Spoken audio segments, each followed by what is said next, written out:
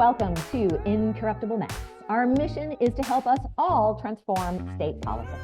We know that we could have a state that truly represents the needs of the vast majority of the residents of our beautiful Commonwealth. And today we are talking about cities versus the state.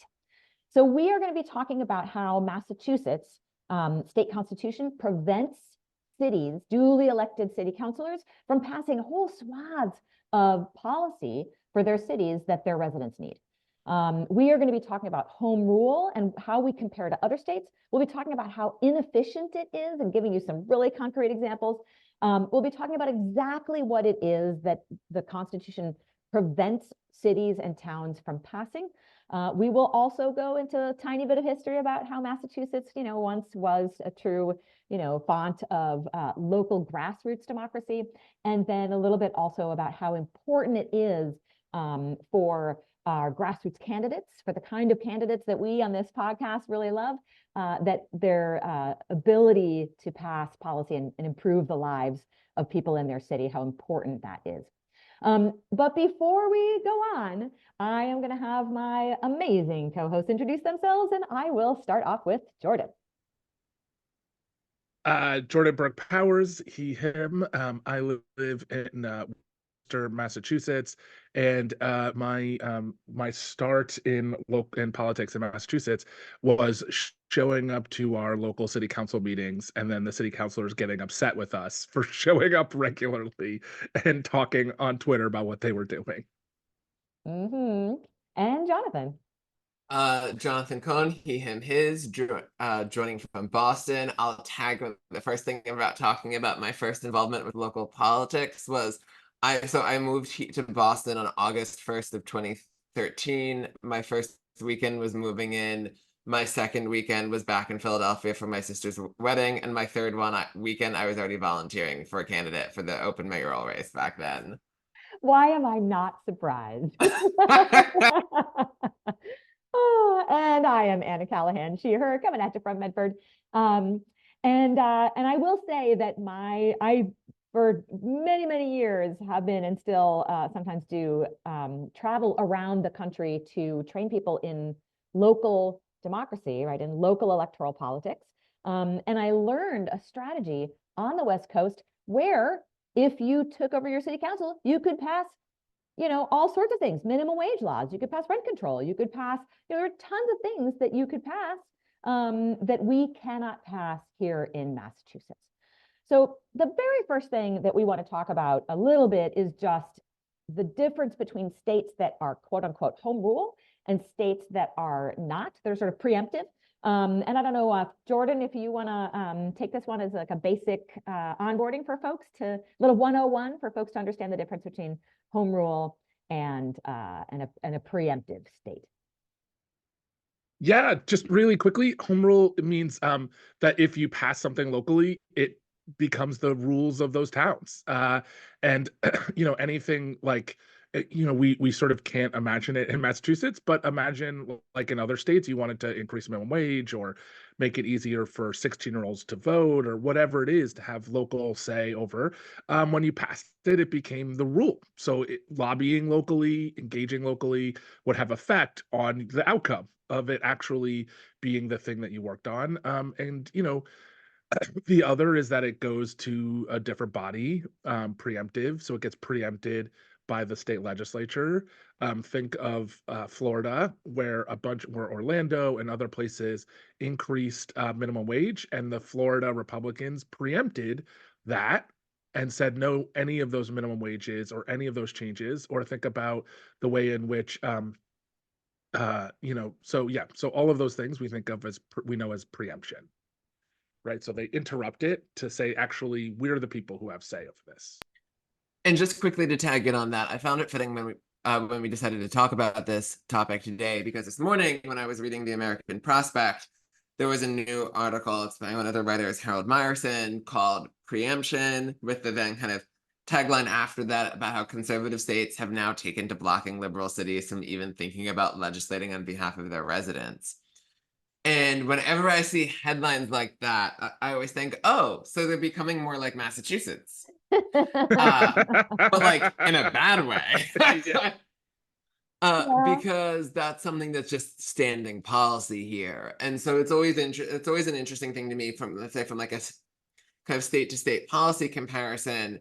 And I often point this out when it comes to certain elements of election laws, is that when we see states moving in this like horrible rightward lurch to become more like Massachusetts in a specific area. Ouch. Ouch. So absolutely, I also hate it when states become more like Massachusetts in this particular way, at least. In other ways, it might be good, but in this way, it's pretty bad. And I want to bring up the concept of how utterly inefficient this is. And I'm going to toss it to you, Jonathan, in a second. But first, I want to say how horrified I was a few years ago when I was looking up, sort of for the first time, I got interested in state politics in Massachusetts. And I was like, oh, let's see what passed in the State House today. And it was like, you know, the city of Rockport is allowed to hire a dog catcher for $30,000. And I was like, what on earth is the state doing? Like the entire, like 160 people at the State House sat down to talk about whether the city of Rockport should have a dog catcher for, whether they should spend $30,000. I was like, just, my mind was blown. I was like, how is this what they're doing at the State House? So, Jonathan, you have some amazing stats on this, and I just can't wait for you to talk about this.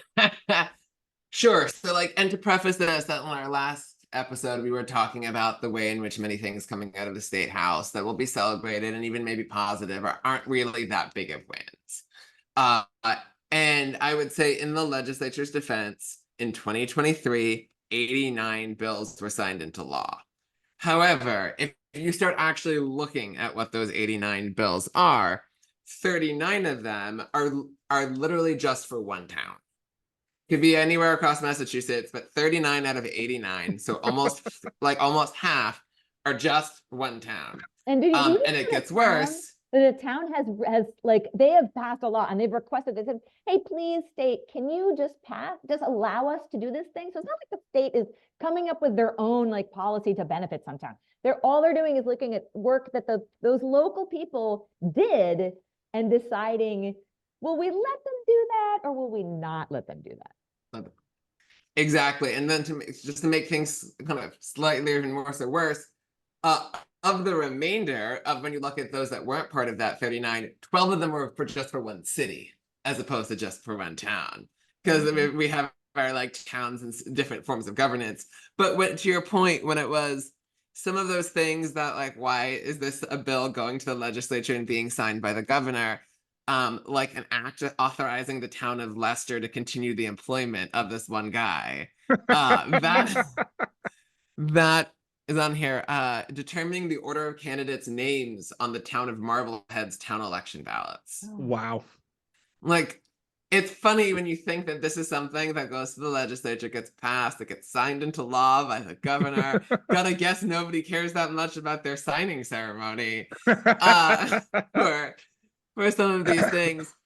And that's wild when you think that out of the 89 things passed, 51 of them, something like over half, were just for one municipality in the state. That doesn't get to all of the issues, but beyond that, we have about like I think it was 17 of them, or sorry, 19 of those remaining were just sick leave banks for people, and then some like state land, state loans stuff. It takes up, you have very few actual like pieces of legislation and originated in the State House and carried to the end. Some of that obviously gets incorporated into the budget when they add outside sections to that, but it's very much so not like the Schoolhouse Rock bill becomes law. It's very, the State House doesn't do much but tell municipalities that they can pass their own laws. Or that they can hire a few people. their own laws. And hire people, exactly. That they can only pass their law, the laws that they passed can become law.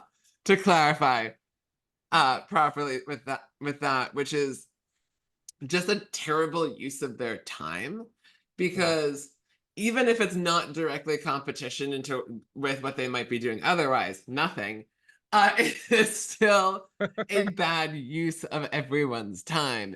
that the municipality's time is taken up with findings, making sure that their state, one of their, at least their state rep or their state senator or both, file this on their behalf. The municipality has to then spend kind of time monitoring these kind of local things to make sure that they get through on a timely basis. They still need their 3 readings. They still need to, like, even if it's just like an all of those in favor say aye, all of those in favor say no, the ayes have it, the motion is adopted type of vote. Why is any time being wasted on that? Absolutely. So government inefficiency is one of the reasons why this is so ridiculous, but there are even bigger reasons. And I want to talk about what about the Massachusetts Constitution prevents cities from passing things. And there are two, I mean, there are a few, but the 2 major ones are about where cities are prevented from passing any laws that have to do with civil relationships.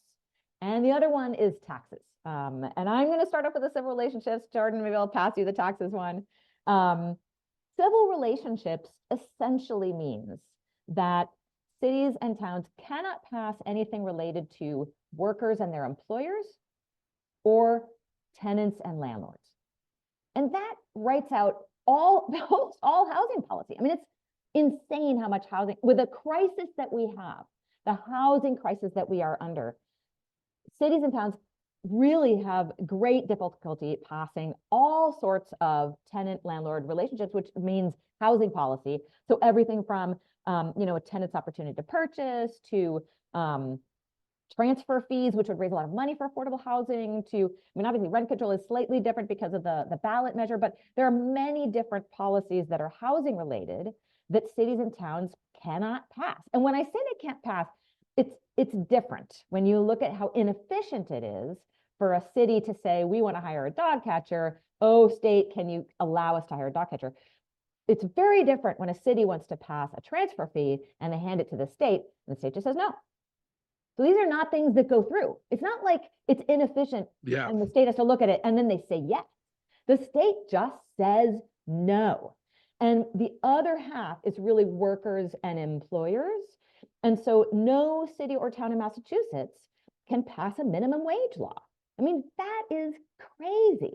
That cities, obviously there are different living expenses in different cities and towns in Massachusetts. How is it possible that our local elected officials cannot set a minimum wage higher in an incredibly expensive area than in, a very low, relatively, I mean, of course, Massachusetts is a place where nowhere is super cheap, but, certainly there are places where living expenses are lower and those should be different. But if you try to pass anything, the state will just reject it. And Jordan, anyone comment on those, but Jordan, talk about taxes. And by reject it, we mean do what they do best, which is nothing. They will just do nothing. They won't debate it. They won't talk about its merits. They won't tell voters, hey, I don't think that you should get more money locally. What will happen is nothing will happen. Yeah. They won't take a stand. They won't talk about it. They will pretend it never happened. Yeah. They'll be like the Newton legislators while there was a big strike in their town. They'll say nothing and pretend it's not going on, right? Like they will just do nothing. Yeah. And so, I think that's important. The other piece is that, towns, their only ability to raise revenue is regressive taxation, which means that their only ability to raise revenue is to disproportionately take money from poor and middle class people as opposed to rich people.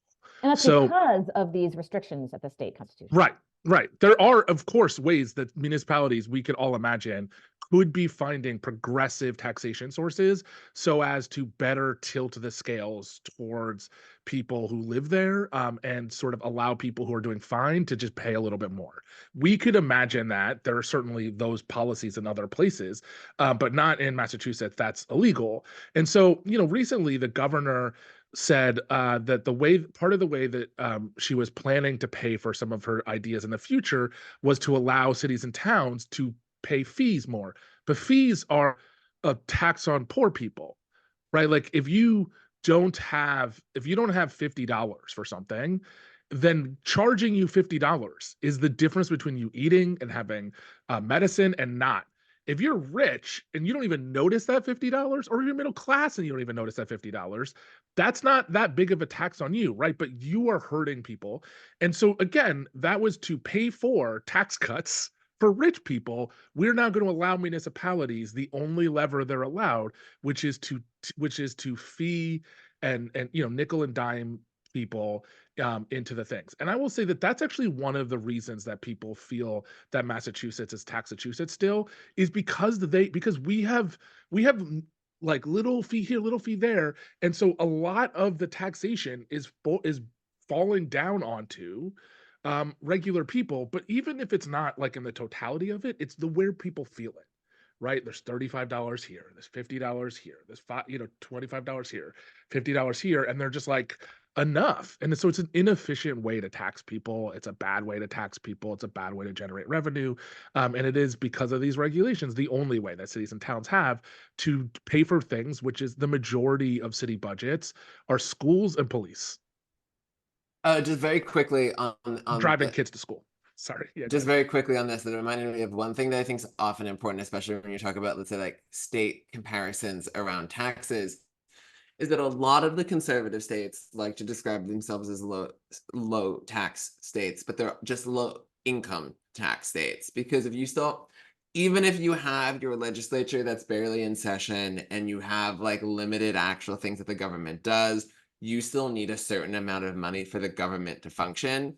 If that's not coming from an income tax that gets more money from rich people, that's coming on every type of way to nickel and dime other people, because the money has to come from somewhere. So it's like, I'm like, when I used to live in Texas, like various things in Texas just have additional fees. So like that people don't associate that with like a tax burden, but you're just getting nickel and dime from a number of interactions with the state, because they won't do anything they won't make rich people pay more. Yeah. Well, we are happy to ask folks who are listening to this and have a little bit of extra income to pay a little more for the amazing analysis that you get, if I may say so myself, here on this podcast.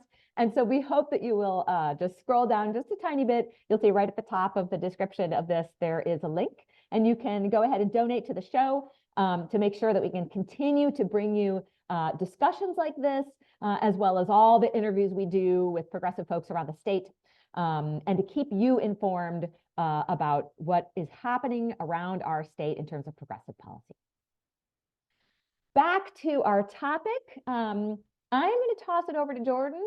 Jordan, give us a little bit of your kind of take on how Massachusetts has historically been around this local democracy.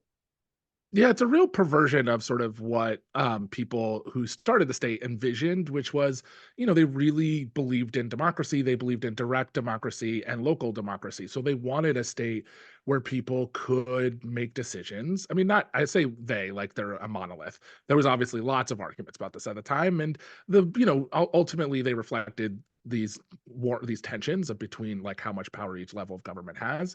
But Massachusetts is very much in the line of like, the reason we have all these small towns, the reason we have town bodies, right, where you would literally, people in the town could just show up and have a say over what's running, is because that's democracy. And that's what they wanted for this state, is actual democracy. And these are really interruptions on that vision of a democratic body, of people having a say over their daily lives. And that's more important on local level than anywhere else, right? Like that's the place that we should allow people to have a say, because that's the level of government that directly affects them the most.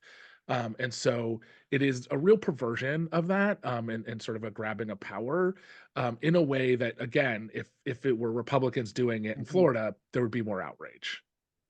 Yeah, absolutely. So I'm going to bring up something that is deeply important to me, and it's really about the effect that this has on the quality and type of the candidates that you will see as you move up the sort of ladder of democracy. So when we think about, when I think about national politicians, for the most part, I think, most of them, they're taking tons of, they're raising millions and millions of dollars every cycle. And they're doing it by calling billionaires and millionaires Like all their conversations are with folks that I mean, I don't think any of the three of us know those people, right? They're, like you're listening to the show, you probably don't know those people either. And those people's lives are different. Their needs are different. When you spend 4 hours a day, I will say that is the average amount of time that a member of Congress spends calling donors, 4 hours a day. When you spend 4 hours a day listening to the needs and perspective of billionaires and multimillionaires, that is when you get a government that acts like our government, that really, represents the needs and votes for policies that favor those people, that tiny segment of people. So the reason I'm bringing this up is because the only way for real, like grassroots, regular folks to get elected is by starting at the local level. That is how it normally happens. Once in a, million years, an AOC can get elected, right? But that is not the norm. For all the hundreds and hundreds of people who run at the national level, some tiny fraction of 1% of them ever win a national seat. So the way you do it is by starting at the local level and then moving your way up to the state level and moving your way up to the national level by being an amazing politician who really does reach out to their constituents and builds, small donors and all of those things. So that is really important. And when you make it so that people at the local level, elected officials at the local level, don't actually have any power and they can't actually do anything, they can't really affect people's lives, a lot of the really good people, they just drop out. Why should they waste their time? And as I've traveled around the country, I have heard this so many times. People who they've been there for 2 years, they've been there for 4 years in their locally elected seat, and they're like, this is a waste of my life. I'm not going to do this. And the other thing is that the other thing that this does, the reason that legislators like this, is that it makes it harder to challenge them because your ability to get your local things passed is directly related to your relationship with them. Yeah. So you'll see a lot of camaraderie where city councilors behind closed doors, because they will definitely call you and tell you, will be like, that state rep is the worst. I hate them. They don't do anything. They don't represent my values. They're terrible. But then publicly, they're like, oh, they're doing great. And why is that? Because if you want to just get somebody hired, if you just want, like I've seen state reps hold up the hiring of critical people to a town because they're mad at the city council because somebody ran against them. Right? Because you have that ability to do that. If you, right? So the problem is it also stifles the people who are most likely to run against your state rep and state senators, because the state rep and state senator is responsible for just the running of your town, right? Like the whether or not a teacher gets some time off, whether or not you get to hire that new position. Teachers are sort of exempt, but you know what I mean? Like some of those things, like it's just a bonkers situation that also creates, like, it gives more power and it creates this little fiefdom for state reps who otherwise feel no power, right? Like state reps have no ability to affect state policy, but they can stop your town from doing things and stop somebody from running against them. And like, that's really the reason they like it. Oh man. And if you are listening to this thing that Jordan just said, and you're like, state reps have no power to pass anything? Oh boy, you got to go back, listen to some of our earlier episodes, because boy, do we love to talk about that. But we haven't talked about it in a while. Maybe that'll be one of our upcoming episodes. All right, gang, what are any final words on the fact that our city and town, our duly elected city councilors and select board members and town committees and all that thing are unable to pass giant swaths of policy? I would say, one, we need, like, the state legislature pass more enabling laws, such as we talked about with the transfer fee, the rent stabilization book is enabling legislation that also exists for some local voting legislation, or even with liquor licenses. But I think that it's like past time for them to actually engage in like a serious look at the whole home rule process and how to make that something that is just more efficient and more equitable. And it isn't just a way for them to hold a little bit of power and leverage over municipalities. And it actually has credible consideration of which things municipalities should just be able to do by themselves, and which things, for whatever reason, should have state approval. Yeah. Jordan? I think I said my